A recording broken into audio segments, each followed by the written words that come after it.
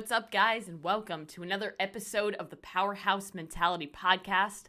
I am your host. I am Caitlin Kenneth Smith, and on today's episode, I wanted to break down some simple, basic guidelines in order to help you guys determine the best quote-unquote diet that's going to help you earn results. Now, the reason why I wanted to talk about this now is because we're smack dab in the middle of summer, and at this point in time, we are over 7 months into the year. We have about 5 months left in the year. Actually, August, September, October, November, December. Yep, 5 months. I did my math correctly. Good job, Caitlin.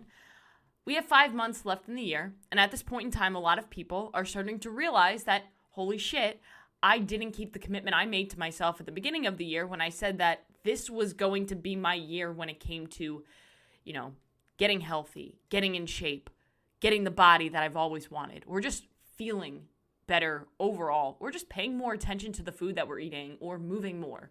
Everybody, I feel like, at one point in time during their life, approaches the new year with the mindset of, I'm going to get in shape this year, or I'm going to get healthy this year. And the unfortunate thing is that about 90% of those people who set that goal for themselves come July are nowhere near where they wanted to be, where they thought they were going to be. And a lot of them aren't even still doing the things that they wanted to do.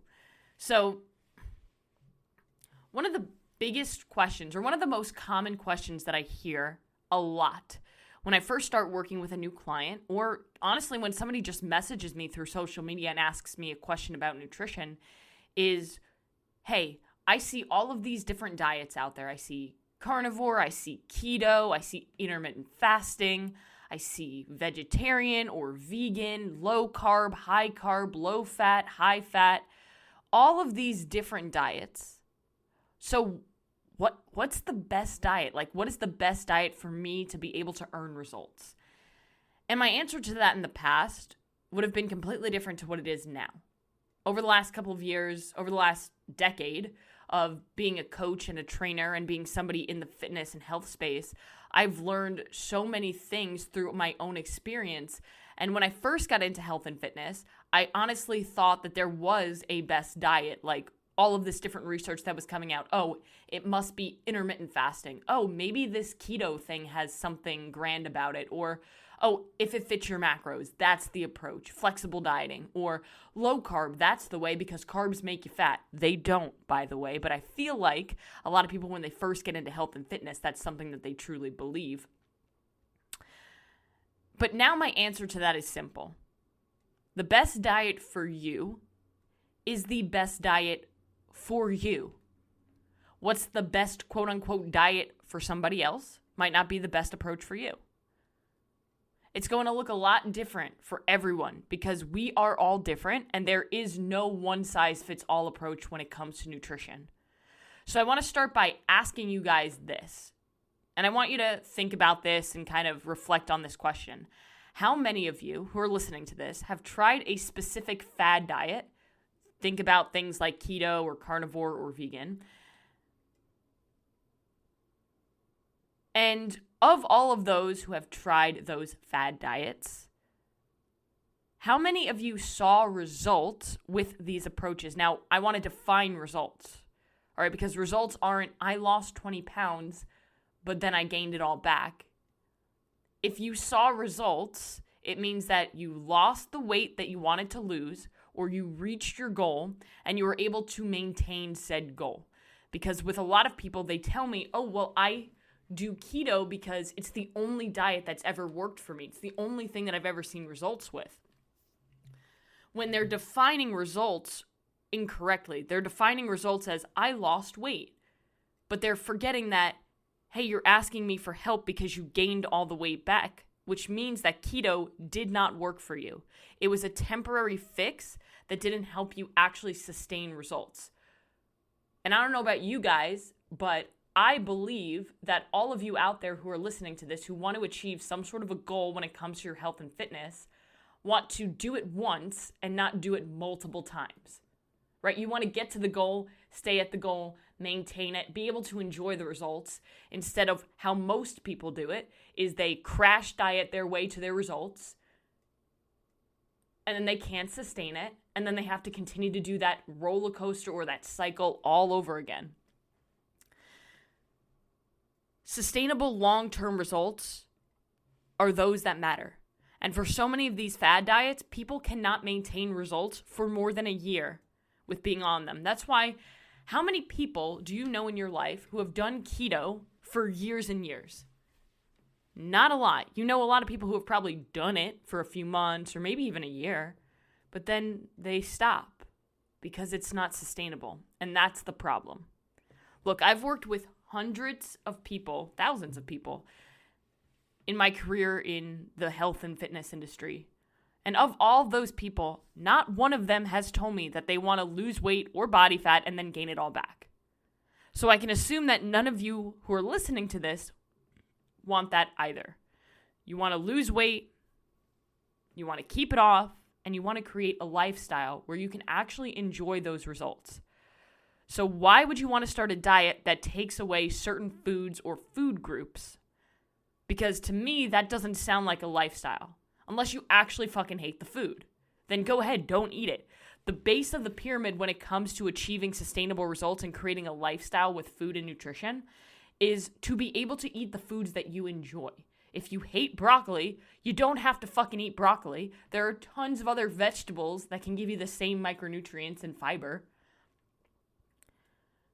I don't like salmon, so I'm not going to eat salmon. I don't like fish. I'm just not a fish person. But Caitlin, what about the omega-3s? I can get that in through steak, through beef. I can also get that in through supplementation. So there are other options. You don't have to eat a specific food or cut out specific foods in order to see results. Now, if a food is something that you're allergic to or have some sort of sensitivity to, I would highly recommend not eating that food because it's just going to add inflammation to you and it's really going to be difficult for you to feel good.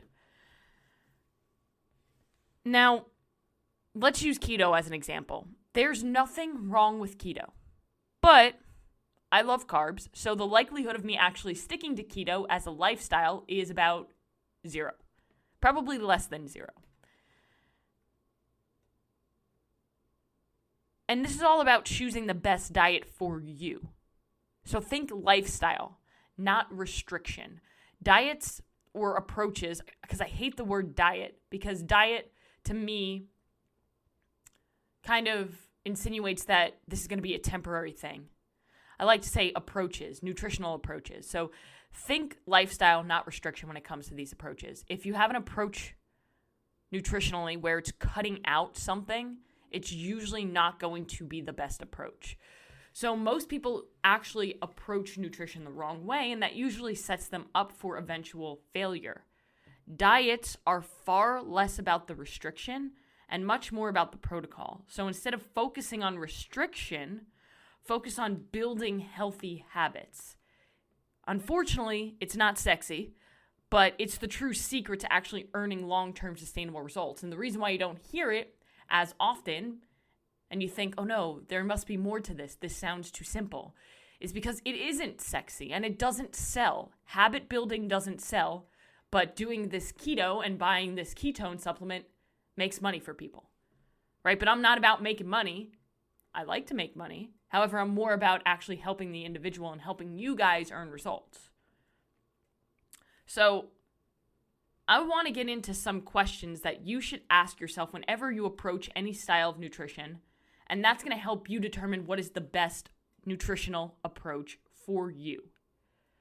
So today, I want to refer to these 5 tips or 5 questions that you ask yourself when choosing the best nutrition approach for you. Forget the word diet, but I'm going to use it sporadically throughout here just because it's a word that you guys understand, right? All of you here have already understand that a lot of things that you see in diet culture talk about are a load of crap, right? That's why you're here, because you hear a lot of things on social media and you're like, I like how Caitlin talks about it because she's straight to the point and she doesn't spew bullshit, right? So let's dive into our tips for choosing your best nutritional approach. Now, number 1 Do you understand how that diet works and why you're doing it? Remember, I'm going to use the word diet because I know that you guys can really understand it. Plus, it's annoying to continue to say nutritional approaches. So do you understand how that diet actually works and why you're doing it? Don't decide to start a specific diet just because your friend Karen saw awesome results. You are two completely different people. You are not Karen. Karen is not you. You have to use a nutrition style that you enjoy and that you fully understand how it works. Now, that's not saying that you're not going to see results if you did the same diet or nutritional approach as another person, like if somebody did keto and you did keto, but you have to do it for the right reasons. For example, if Karen lost weight on keto, and that's why you want to try it, it's probably important for you to know that in order to do keto correctly, you can't eat carbs. You must start with why.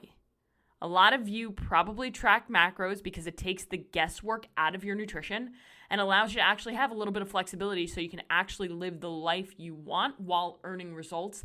And really, I love macros because it teaches you about portions and it teaches you what's in your food. So tracking your food is something that I believe is an essential thing that everybody should have to do at some point for a long period of time in their life to be able to actually understand how food impacts them and what quantities of food work best for them. All right, number 2 is the diet sustainable? So is your nutrition plan something that you can sustain for at least 6 months? That's how I like to look at it. If not, then find something that you can sustain for 6 months. Chances are that if you can't sustain it long term, that means that it's too restrictive. So maybe you lose a ton of weight in the first month of a super restrictive diet because you're in an extreme calorie deficit, which is what you need to lose weight. But then you can't sustain it anymore. So you end up gaining all of the weight back and probably then some because you've lost muscle, which will slow down your metabolism. And at that point, you become just stuck in this cycle and you start to lose belief that you can actually be healthy. You're probably thinking, oh shit, I've been there before. And if you're not thinking that you've been there before, you probably know somebody who has been there before, who always loses a ton of weight and then gains it all back and sometimes and then some. So you have to approach any nutrition plan with the mindset that it is a lifestyle, not just a diet. Because remember, diet usually refers to something that's temporary. When you shift your perspective, it makes it so much easier for you to stay consistent long term, to earn the results that you want and maintain to enjoy the results that you have. Now, number 3, can you adhere to the diet? And this one goes perfectly with the sustainability. Can you actually adhere to your nutrition plan? Or do you find yourself absolutely miserable during the week, then binging on the weekend because you feel so deprived? Even the perfect plan, and perfect is always going to be in quotations because there is no such thing as a perfect plan. But say there was such a thing as a perfect plan. Even if it was perfect, a perfect plan is garbage without proper execution. So if you can't adhere to the plan, then you won't be able to be consistent with it long enough to actually earn the results you want. And a good example of this is someone who has a plan to cut out carbs or go extremely low carb in order to lose weight, but they love carbs. That approach probably won't be something that person can adhere to. Even if there was any science behind a low carb approach being more effective, which there is not, it doesn't matter if you can't adhere to it long enough to actually see results. I say this a lot when it comes to proper programming and having a proper fitness plan, is that if you have a proper training plan and it's the perfect training plan, but you hate doing it so you're not consistent with it, that means it will not work for you no matter how perfectly laid out it is. So it's important to find something that you can adhere to, that you enjoy, that you can sustain, so you will actually be consistent with it because consistency truly is the key here. Number 4, and this one is super important because this is really what matters when it comes to fat loss, weight loss, muscle building, being healthier, is does it cover the basic foundations, or how I like to say it, and I've said it on episodes in the past, the big rocks or the secret sauce, which is calorie management. Remember, in order to lose body fat, you have to be in a calorie deficit. Does it have an emphasis on protein and micronutrient consumption? Are you drinking adequate water? Are you intentionally moving with an emphasis on resistance training and focusing on sleep? So calorie management, protein, micronutrients, water, movement, resistance training, and sleep. The foundations, right? These things are all foundations to any successful plan. Without them, you're not going to see the results that you want. So those things, I like to call them the big rocks because they are literally what is required to see results. And guess what? There is no magic to any specific nutrition approach. Does anyone who's listening to this know why keto, paleo, intermittent fasting, carnivore, all of those approaches produce results for some people? It's because they address a calorie deficit with protein intake. So somebody who sees results with keto, it's because they put themselves into a calorie deficit. People see results with intermittent fasting because they have a smaller window of eating, which usually causes them to eat less food. However, it makes it difficult for them to hit their protein goal because protein is so satiating. Now, I know it's really easy to get caught up in all the fad diets that are pumped up at nauseum on social media. But if someone you see on social media is promoting a specific diet like keto or carnivore, and they make it sound like it is the only way, which it isn't, that person simply found something that was sustainable for them and put them into a calorie deficit long enough for them to earn results. Again, it's about finding what works best for you. Keep it simple. Find a nutrition approach that feels the least restrictive, is something that you can realistically adhere to for a long time, and follows the basic requirements for fat loss: protein, calorie management, resistance training, movement, hydration, sleep, and recovery. And on top of that, this is something that you guys really have to think about. Is the diet actually safe? If it's extremely low calorie, or it's depriving you and your body of the things that it needs to operate properly, like water, food, or micronutrients, then run the fuck away. Juice cleanses, detoxes, water cleanses, they are not safe, they are not sustainable, and they are not healthy. Now, the final thing, and the most simple thing, is, are you happy on that diet? Are you happy with that nutritional approach? If you're absolutely miserable, then what's the point? Being healthy shouldn't be horrible. Being healthy should improve your life, period, end of story. It should help you bring out the best version of yourself and allow you to live a better life all around. So if it doesn't do that, then you have to rethink what you're doing. Now, let me just sum up everything really quick. Number 1, do you understand how that diet works and why you're doing it? Number 2, is the diet sustainable? Number 3, can you adhere to the diet? Number 4, is it safe and does it cover the basic foundations? And number 5, are you happy? Approaching your nutrition with a restrictive mindset is not going to help you earn the results that you want. So forget restriction and think about building healthy habits. It's not sexy, but it's what works. So remember, the best diet for you is the one that you can understand, can sustain, can adhere to, follows the basic foundations for fat loss, is safe, and doesn't make you absolutely miserable. I hope that you found value from this episode of the podcast. If you did, please share it with at least one person. I really want to drive home to spread the mission of this podcast and go out and do one thing that's going to take you one step closer to where you want to be.